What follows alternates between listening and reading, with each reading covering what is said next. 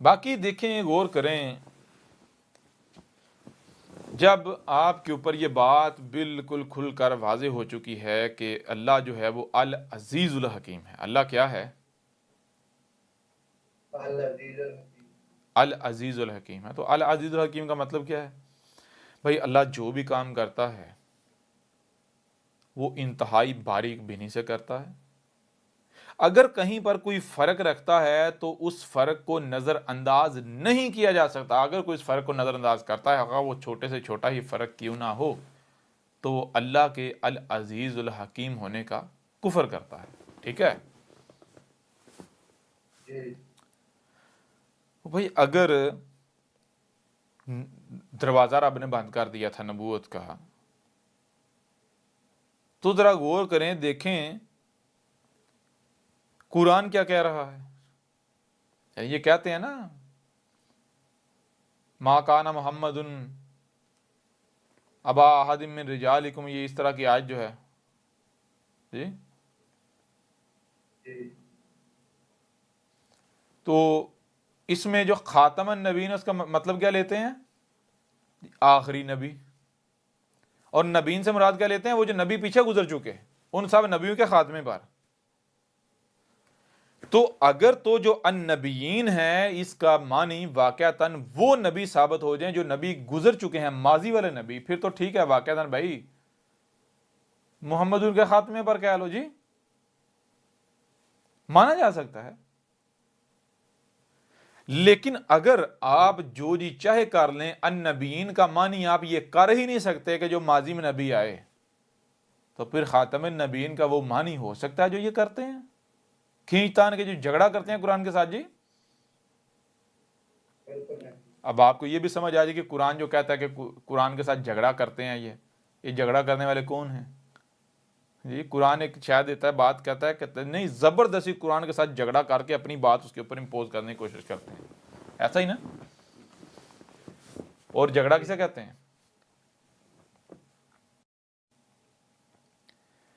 تو اب دیکھتے ہیں کہ جو النبیین ہیں اس کا معنی وہی ہے جو یہ لیتے ہیں ماضی والے نبی یا نبیوں کی جمع. اگر نبیوں کی جمع معنی سامنے آ جائے، ماضی والے نبی آ جائے، تو ٹینشن ختم جی، سچے ہیں، یہ مان لیتے ہیں سچے ہیں. لیکن اگر جو النبیین ہے اس کا ترجمہ یا اس کا معنی نہ ماضی والے نبی یا نبیوں، نہ ہی نبیوں کی جمع سامنے آئے، بلکہ کچھ اور آئے، اور وہ ایسا معنی سامنے آئے کہ جو آپ چاہ کر بھی جو اپنے معنی و مطلب پہنانے کی کوشش کرتے ہیں وہ نہیں پہنا سکتے، تو پھر جھوٹا کون جی؟ کذاب کون؟ مشرک کون؟ قرآن کے ساتھ جھگڑنے والا کون؟ اللہ کی بات کو، قرآن کو اپنے جوتے کی نوک پر رکھنے والا کون جی؟ یہ مسلمان ثابت ہوتے ہیں یا نہیں ہوتے ختم نبوت والے؟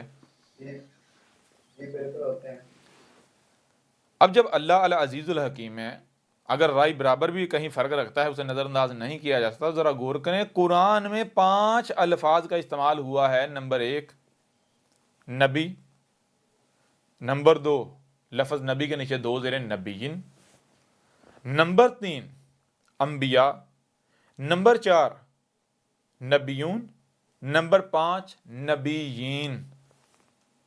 کوئی چھٹا لفظ آپ کو نہیں ملے گا. ٹھیک ہے جی؟ نبی، نبیین، انبیاء، نبیون، نبیین. ٹھیک ہے جی؟ ان میں سے ایک جو لفظ نبی ہے وہ تو واحد نبی، جسے کہتے ہیں واحد کا صیغہ ہے. ٹھیک ہے نبی.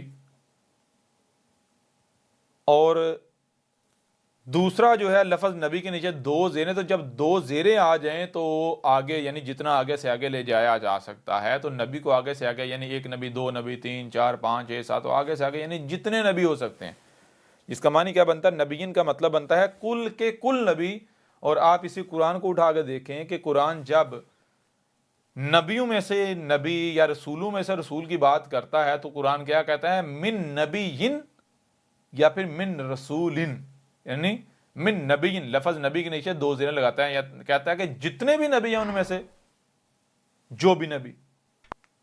رسولین لفظ یعنی رسول کے لام کے نیچے 2 زیریں، یعنی جتنے بھی رسول ہیں ان میں سے جو بھی رسول آیا جی.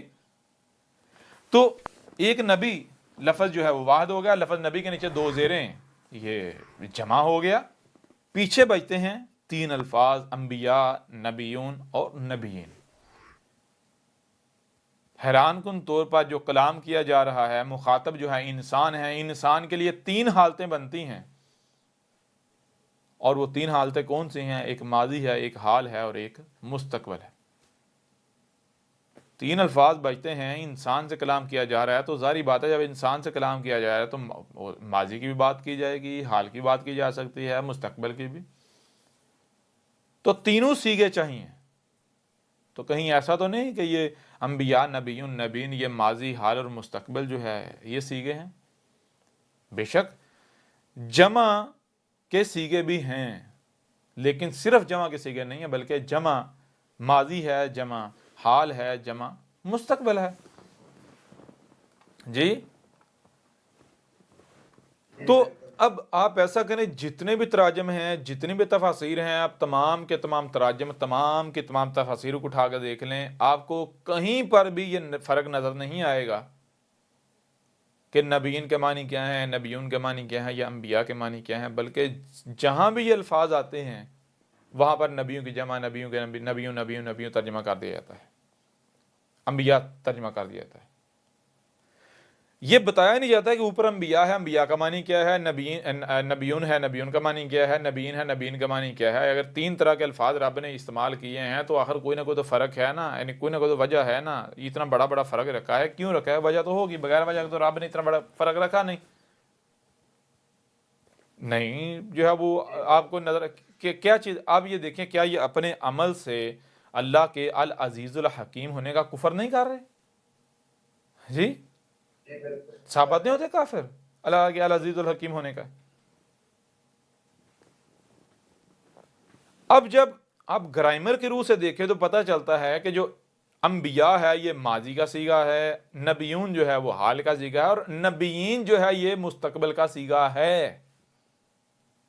قرآن سے بھی پوچھیں گے, قرآن بھی آپ کو بتائے گا جب نبیین کی بات کرتا ہے تو قرآن ان کو نبیین کہتا ہے کہ پہلے ایک لائن کھینچتا ہے, پھر اس لائن کے بعد والے جو نبی ہیں ان کو نبیین کہتا ہے, یعنی بعد والوں کو, آگے آنے والوں کو. مثال کے طور پر غور کریں ذرا, قرآن جب اللہ جو ہے وہ نبیین سے میثاق کی بات کرتا ہے, میثاق اخذ کرنے, تو وہاں پر لفظ انبیاء کیوں نہیں آیا؟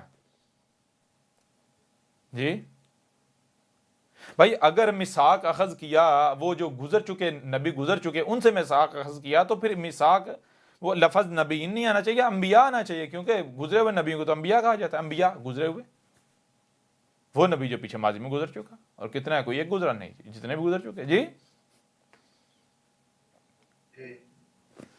وہاں انبیاء نہیں آتا, نہ ہی نبیون آتا ہے, بلکہ نبیین آتا ہے. اور اب غور کریں کہ جب بات کی جا رہی ہے ان سے, میثاق کون سا؟ انہوں نے کہا کہ رسول آ جائے تم میں. کیا یہ کہا جب تم رسول آ گیا تھا, یا آ گیا ہے, یا آ جائے؟ آگے فیوچر کی بات کی جا رہی. جی وہاں ان آیات میں آگے کی بات تھی نا, فیوچر کی بات تھی نا. بات سمجھ آ رہی نہیں آ رہی؟ فیوچر کی بات تو مطلب کیا ہے؟ فیوچر والے نبی. تو فیوچر والے نبی کیا بنتے, کیا نبیین. یہی قرآن میں اور مقامات پر بالکل واضح کیا گیا. آپ جتنی بھی آیات اٹھا کے دیکھ لیں آپ کو بالکل کھل کر واضح ہو جائے گا نبیین کا معنی کیا ہے, آگے آنے والے نبی. اور خاتم النبیین, خاتم کا جو ترجمہ کرتے ہیں کہتا ہے جی آخری. ہم نے نشست میں بڑی ڈیٹیل کے ساتھ بتایا تھا کہ دیکھیں, ہم نے واضح کیا تھا کہ ایک لفظ ہے غریب, آپ اردو میں بھی استعمال کرتے ہیں جو کہ فارسی سے آیا ہے, فارسی میں لفظ غریب استعمال ہوتا ہے, عربوں کی زبان میں لفظ غریب استعمال ہوتا ہے.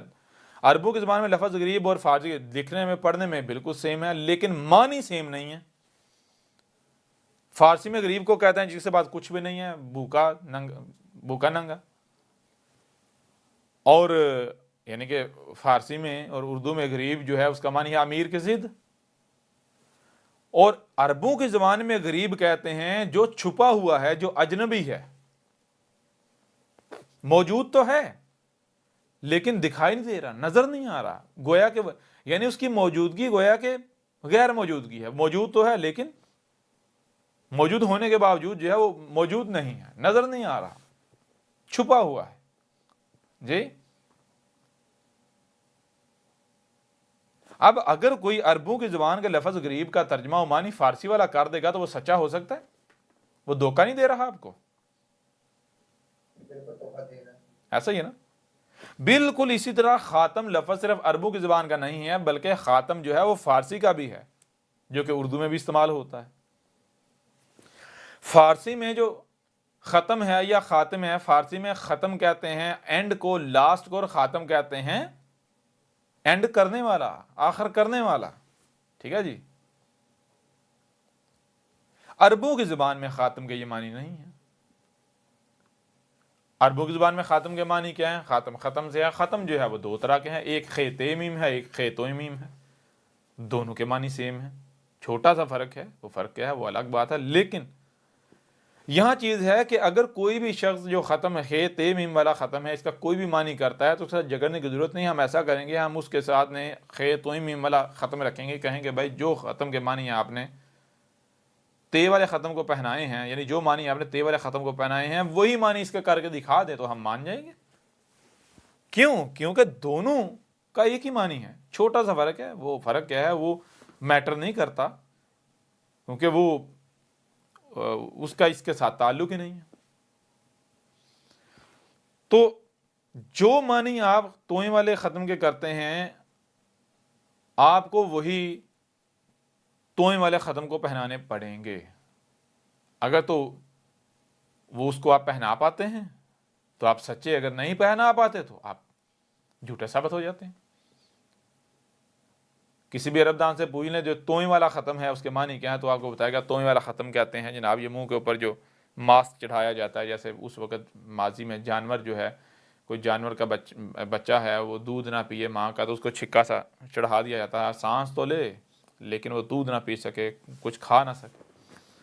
اس طرح گندگی کھانے والے جانوروں کے اوپر منہ پر بھی چھکا، اس کو بھی ختم جو ہے وہ خیتوں میں ختم کہتے تھے. منہ کے اوپر کپڑا جو ہے وہ چڑھا لینا تاکہ سانس لینے سے دھول مٹی نہ جائے، دھول مٹی سے بچنے کے لیے آکسیجن تو جائے، صاف ہوا تو جائے لیکن دھول مٹی نہ جائے، اس سے بھی ختم کہتے تھے.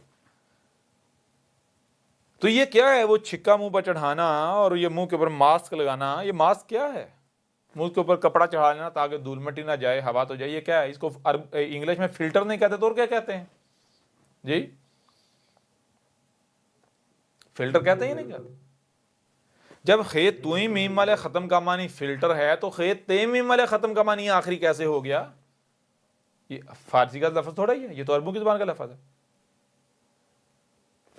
تو ہم کیا واضح کریں؟ ہم یہ واضح کریں ختم کا معنی نہیں بلکہ ختم کا معنی ہے فلٹر. اور حیران کن طور پر آپ ایسا کریں قرآن میں ختم جہاں جہاں بھی استعمال ہوا ہے، پورے قرآن کو اٹھائیں، جن جن آیات میں لفظ ختم استعمال ہوا ہے تو آپ کے اوپر بالکل واضح ہو جائے گا. آپ جتنی بھی آیات ہیں وہ آیات جو فلٹر معنی ہے اس کو قبول کرتی ہیں، جو ختم آخری لاسٹ اس کو کک مار دیتی، ریجیکٹ کر دیتی ہیں.